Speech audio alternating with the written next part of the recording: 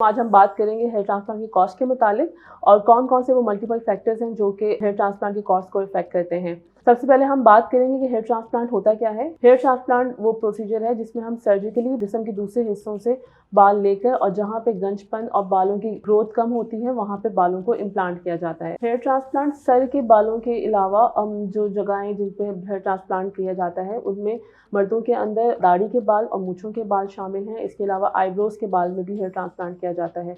और वो मरीज़ जिनके अंदर जलने की वजह से उनके चेहरे के या सर के बालों जल जाते हैं और वहाँ पे हेयर ग्रोथ नहीं हो पा रही होती है, उसमें भी हमें सर के पिछले हिस्से जहाँ जिसको डोनर साइड कहा जाता है वहाँ से हेयर एक्सट्रैक्ट करके हेयर ग्राफ्ट को ट्रांसप्लांट किया जाता है। इसी तरह फीमेल्स में भी हम हेयर ट्रांसप्लांट करते हैं और सर के बालों के लिए और आईब्रोज के लिए।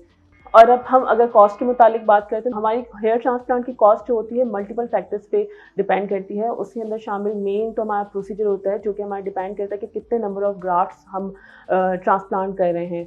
नंबर ऑफ ग्राफ्ट ट्रांसप्लांट करने की तादाद मुख्तलिफ हो जाती है डिफरेंट पेशेंट्स के ऊपर, जैसे कि उनको जितनी बालों की ग्राफ्ट की ज़रूरत होती है या जितना ज़्यादा गंज पंच का वो शिकार होते हैं। हमारे यहाँ हैश क्लिनिक के ऊपर पर हेयर ग्राफ्ट की जो प्राइस है वो 45 पीस पर ग्राफ्ट है, जो कि अमूमन कम हो जाती है जैसे जैसे जैसे नंबर ऑफ ग्राफ्ट बढ़ते जाते हैं। अगर देखा जाए तो कम से कम जो हमारे पास मरीज आते हैं सर के गंजपन का शिकार होते हैं उसमें कम से कम हमें 1500 से 2000 तक की ग्राफ्ट की मिनिमम ज़रूरत पड़ती है और मैक्सिमम 35 से 4000 तक हम ग्राफ्ट करते हैं यहाँ पे। जैसे जैसे हमारे नंबर ऑफ हेयर ग्राफ्ट बढ़ते जाते हैं हमारी प्राइस उस लिहाज से पर ग्राफ्ट कम होती जाती है, तो मिनिमम हमारे पास 30-35 पर ग्राफ्ट प्राइस आ जाती है। इसके अलावा टोटल कॉस्ट जो आती है हेयर ट्रांसप्लांट के ऊपर उसके अंदर हम जो प्री ऑफ पेशेंट सेफ्टी के लिए और पेशेंट फिटनेस के लिए टेस्ट करवाए जाते हैं उनकी कॉस्ट होती है।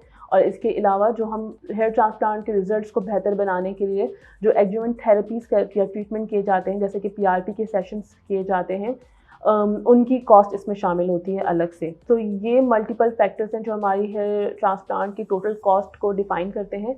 और अगर आप भी गंजपंज का शिकार हैं या इसके बारे में कोई कंसल्टेशन करना चाहते हो या प्रोसीजर अवेल करना चाहते हैं तो हैश क्लिनिक पे विजिट करिए। Thank you.